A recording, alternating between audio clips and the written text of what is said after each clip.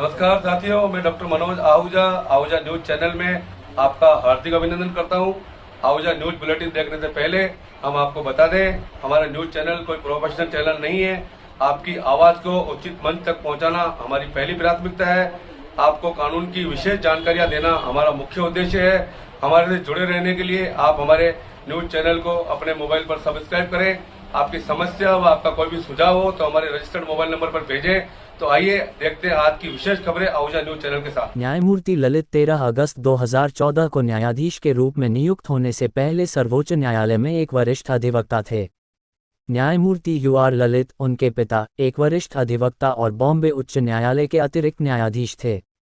2019 में न्यायमूर्ति ललित ने बाबरी मस्जिद के विध्वंस से संबंधित अवमानना मामले में उत्तर प्रदेश के पूर्व मुख्यमंत्री कल्याण सिंह के अपने प्रतिनिधित्व का हवाला देते हुए अयोध्या मामले से खुद को अलग कर लिया। एक वकील के रूप में न्यायमूर्ति ललित अपने आपराधिक कानून अभ्यास के लिए विशेष रूप से प्रसिद्ध थे, जिन्होंने कई हाई प्रोफाइल आपराधिक मामलों को संभाला था। सुप्रीम कोर्ट ने उन्हें 2011 में 2G घोटाला मामले में विशेष लोक अभियोजक के रूप में नियुक्त किया। 9 नवंबर 1957 को पैदा हुए जस्टिस ललित जून 1983 में वकील बने और दिसंबर 1985 तक बॉम्बे हाईकोर्ट में प्रैक्टिस की। जनवरी 1986 में उन्होंने अपने अभ्यास को दिल्ली स्थानांतरित कर दिया। 1986 से 1992 तक उन्होंने पूर्व अटॉर्नी जनरल सोली जे. सोराबजी के लिए काम किया। सुप्रीम कोर्ट ने उन्हें अप्रैल 2004 में एक वरिष्ठ अधिवक्ता के रूप में नामित किया। मई 2021 से नालसा के कार्यकारी अध्यक्ष के रूप में न्यायमूर्ति ललित ने देश भर में लोक अदालतों और कानूनी सहायता कार्यक्रमों के माध्यम से वैकल्पिक विवाद समाधान को बढ़ावा देने के लिए कई पहल शुरू की हैं।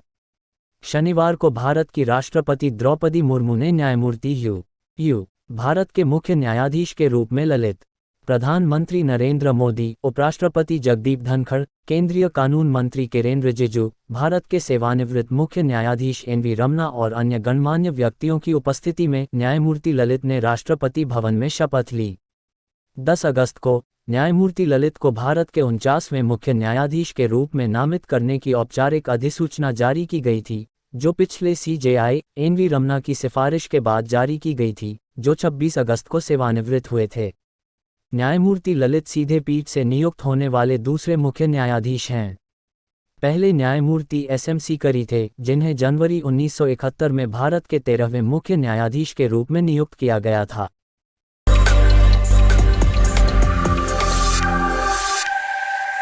राजस्थान राज्य विधिक सेवा प्राधिकरण जयपुर द्वारा 15 अगस्त 2022 को लॉन्च किए गए freedom from untouchability and prevention of atrocities campaign के तहत जिला विधिक सेवा प्राधिकरण अजमेर के निर्देशानुसार तालुका विधिक सेवा समिति केकड़ी के पैरालीगल वॉलेंटियर श्री महेंद्र चंदेल द्वारा स्थानीय सामाजिक अधिकारिता एवं समाज कल्याण विभाग के छात्रावास में विधिक जागरूकता शिविर का आयोजन किया गया, जिसके तहत शिविर में उपस्थित छात्रों को उक्त कैंपेन के तहत अस्पृश्यता अधिनियम के प्रावधानों की जानकारियां दी गई तथा छुआछूत के दंश से समाज को बचने के संबंध में आह्वान किया गया। इस अवसर पर छात्रावास अधीक्षक श्री अल्ताफ हुसैन द्वारा सहयोग प्रदान किया गया।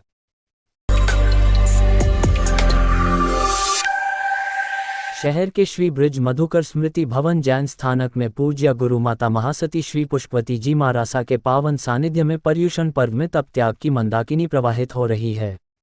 जिनवाणी का अमृत रस बरसाते हुए उप्रवर्तिनी श्री राजमती जी महारासा ने फरमाया, गुणी जनों को देखकर या उनकी प्रशंसा सुनकर हमारे मन में सात्विक हर्ष होना चाहिए, निष्काम खुशी होनी चाहिए। आप महान गुणी जनों के गुणों का चिंतन करके ग्रहण करने के साथ अपनी दृष्टि को विकसित बनाएं, जहां से भी आपको गुण मिले उन्हें ग्रहण करें।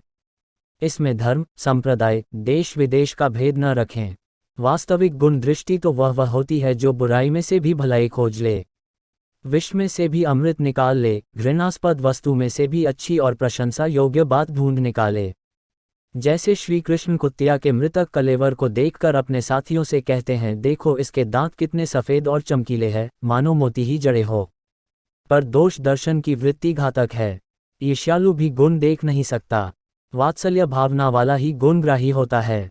साध्वी डॉक्टर राजरश्मि जी महारासा ने आज पर्युषण पर्व के चतुर्थ दिवस बड़ा कल्प के अवसर चरम तीर्थंकर प्रभु महावीर का जीवन वृतांत सुनाते हुए कहा, महावीर हिंसा के जंगल में अहिंसा का मंगल सिखाने वाले, पाप के दलदल में पुण्य के कमल खिलाने वाले, द्वेष के वन में प्रेम के सुमन सजाने वाले, संपूर्ण सृष्टि के श्रृंगार, तेजपुंज, करुणापुंज, ज्ञानपुंज, धीर वीर गंभीर थे।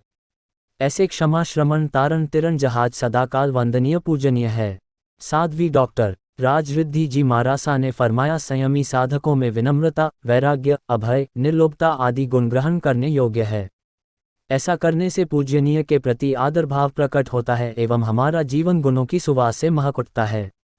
श्रीमती सुमन डोसी, बबीता सचेती आदि ने लघु नाटिका के माध्यम से श्रावकों की धर्म भावना की अनुमोदना की। दशम रास प्रतियोगिता में टीना कावड़िया, उमा मेहनोत, मोनिका कोठारी की टीमों ने प्रथम, द्वितीय, तृतीय पुरस्कार प्राप्त किया। श्रीमती संतोष सचेती परिवार की ओर से प्रोत्साहन पुरस्कार प्रदान किए गए। तपस्या की श्रृंखला में ललिता गादिया ने 28 उपवास करते हुए पूज्य महासती से मंगलिक श्रवण किया एवं तप आगे बढ़ाने के भाव रखें। अनेक श्रावक श्राविकाएं आज 4 उपवास के प्रत्याख्यान करते हुए आत्म साधना में लगे हैं। अनेक श्रावकों ने आज भिक्षु दया करते हुए एक दिन के लिए साधुचर्या का आचरण करने का पराक्रम किया। सभी भिक्षु दया करने वाले श्रावकों को सिल्वर स्मृति सिक्का प्रभावना भेंट की गई। वात्सल्य प्रभावना का लाभ श्री संघ ने लिया। महामंत्री अनिल सोनी जी ने तप साधकों की एवं अतिथियों की धर्म भावना की अनुमोदना की। चातुर्मास संयोजक संपतराज मेहता, अध्यक्ष सूर्य प्रकाश कोठारी एवं संदीप कोठारी आदि ने अतिथियों की भोजन व्यवस्था में अपनी सेवाएं प्रदान की। कस्बे के राजकीय महाविद्यालय में पहली बार हुए छात्र संघ चुनावों के परिणाम काफी रोचक रहे। महाविद्यालय भूमि आवंटन को लेकर चल रहे विवाद को लेकर कुछ दिनों पहले ही राजस्थान उच्च न्यायालय के निर्णय भिनाय वासियों के पक्ष में आने से राकेश पारीक को करारा झटका लगा था। इसी दौरान छात्र संघ चुनावों को लेकर चर्चा में आए राजकीय महाविद्यालय के चुनावों में एक और जहां भिनाय की जनता सहित युवाओं ने विधायक राकेश पारीक के खिलाफ वोट डालने की रणनीति अपनाई, तो वहीं विधायक ने भी इस चैलेंज को स्वीकार करते हुए इस चुनाव को अपनी प्रतिष्ठा के साथ जोड़ लिया, जिससे ये चुनाव विधायक बनाम विद्यार्थी परिषद के मध्य देखा जाने लगा।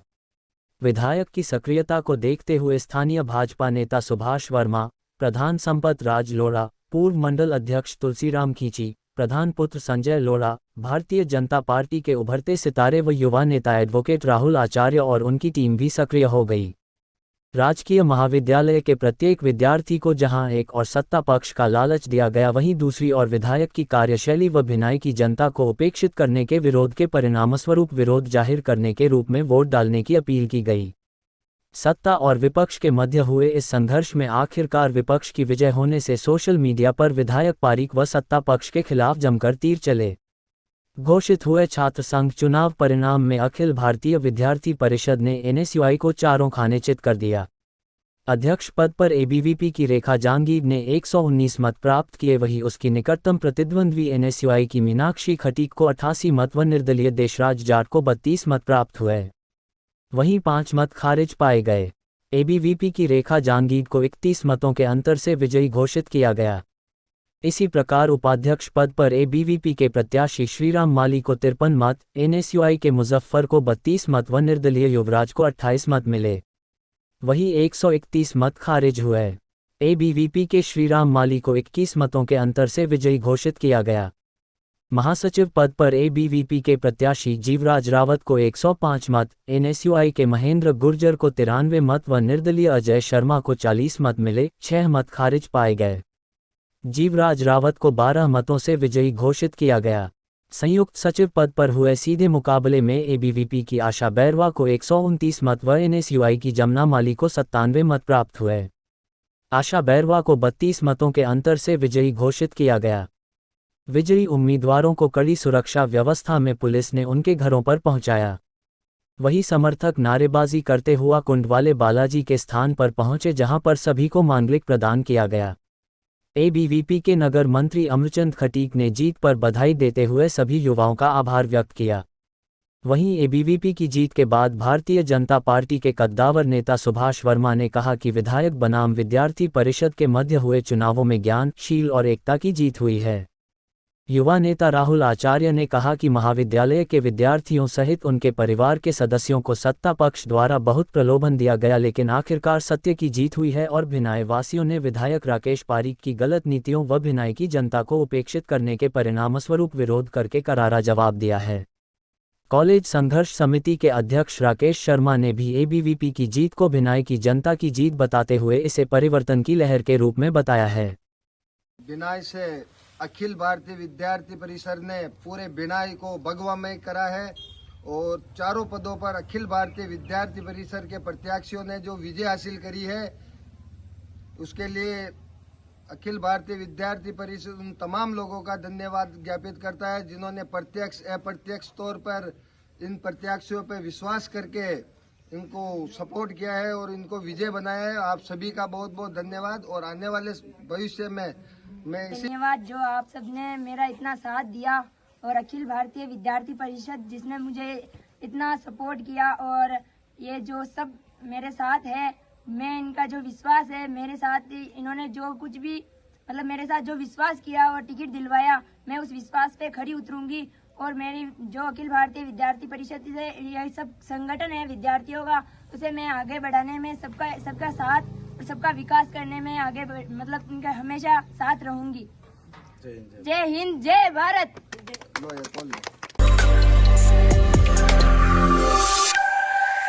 कस्बे के निकट छोटे से गांव गोवलिया के लाल कृष्णा सिंह ने शहर की नामचीन कॉलेज दयानंद महाविद्यालय में निर्दलीय प्रत्याशी के रूप में चुनाव लड़कर अध्यक्ष पद पर विजय हासिल कर अपने परिवार समाज सहित क्षेत्र को गौरवान्वित किया है। कृष्णा सिंह गोवलिया की स्वर्गीय मदन सिंह रावत उर्फ सोहन जी के सुपुत्र हैं। कृष्णा के पिताजी भारतीय संचार निगम में कर्मचारी थे। कृष्णा सिंह की जीत की खबर मिलते ही क्षेत्रवासियों में खुशी का माहौल देखने को मिल रहा है।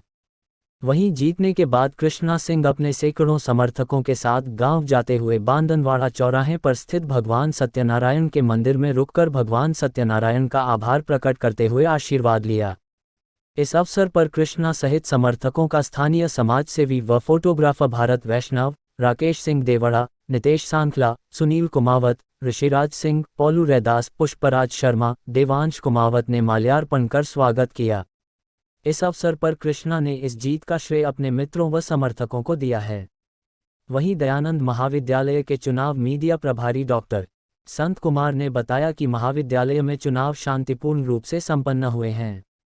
उपाध्यक्ष पद पर राहुल सिंह तंवर, महासचिव पद पर त्रिवेंद्र सिंह राजावत तथा संयुक्त सचिव पद पर प्रियांशु शर्मा विजयी हुए हैं। और अब मैं कॉलेज में कुछ बदलाव लाना चाहता हूँ। जो कॉलेज के अंदर संबंधित है, जो सर को भी परेशान करते हैं, कुछ लोग हैं बहुत सारे हैं जो बिना एडमिशन के कॉलेज के अंदर एंटर लेते हैं और सर को परेशान करते हैं। हम उन सब के लिए लड़ेंगे और कॉलेज में एंट्री बंद करवाएंगे। किस तरह के मुद्दे के लिए चुनाव लड़ा था आपने और आज जीत हुई है, क्या रहेगा? स्टूडेंट के लिए और मतलब स्टूडेंट के हक के लिए। ये क्या काम ऐसे है दयानंद जो काम नहीं हो पाए यहाँ पर? काम तो सारे होते हैं, वो कुछ प्रॉब्लम्स है जो असामाजिक स्टूडेंट है यहाँ पर जिनका एडमिशन दयानंद विद्यालय में है ही नहीं, पर वो यहाँ आके परेशान करते हैं, सर को परेशान करते हैं, हमको भी परेशान करते हैं, ड्रिंक वगैरह जो ये सब कुछ इसी वजह से हमने ये पोस्ट ली है और अब आगे इसका अच्छा, किस तरह से आपका निर्दल दोनों पार्टियों को पछाड़ गया है? हाँ सर, मैं इससे क्या है 5 साल से मेहनत कर रहा हूँ। ये पाँचों निर्दलीय ये सब मेहनत कर रहे थे तब से और इसी मेहनत का फल हमको मिला है। पारीक समाज विकास समिति के कड़ी के अध्यक्ष पद के चुनाव शनिवार को पारीक समाज संस्था में संपन्न हुए। बैठक में महेंद्र पारीक को सर्वसम्मति से निर्विरोध अध्यक्ष चुना गया है। पारीक को अध्यक्ष बनाने के लिए कुलदीप पारीक ने प्रस्ताव रखा, जिस पर सभी समाज बंधुओं ने सर्वसम्मति देकर महेंद्र समाज का अध्यक्ष चुना। बैठक में प्रमोद पारीक को उपाध्यक्ष, प्रहलाद पारीक को सचिव, सत्यनारायण पारीक को कोषाध्यक्ष, राकेश पारीक सचिव, जगदीश पारीक को अंकेक्षक, विष्णु पारीक को भंडारी, राजेंद्र पारीक, नवल किशोर पारीक, कुलदीप पारीक, रूपेंद्र पारीक, उत्कर्ष पारीक को सदस्य नियुक्त किया गया। समिति में महिला सदस्य के तौर विष्णुकांता पारीक और सीता देवी पारीक को लिया गया है। वहीं पूर्व अध्यक्ष कैलाश चंद्र पारीक, रमेश चंद्र पारीक, गोपाल लाल पारीक और राजेंद्र गरेडिया को विशेष आमंत्रित सदस्य चुना गया है। नवगठित कार्यकारिणी को समस्त समाज बंधुओं ने शुभकामनाएं दी है।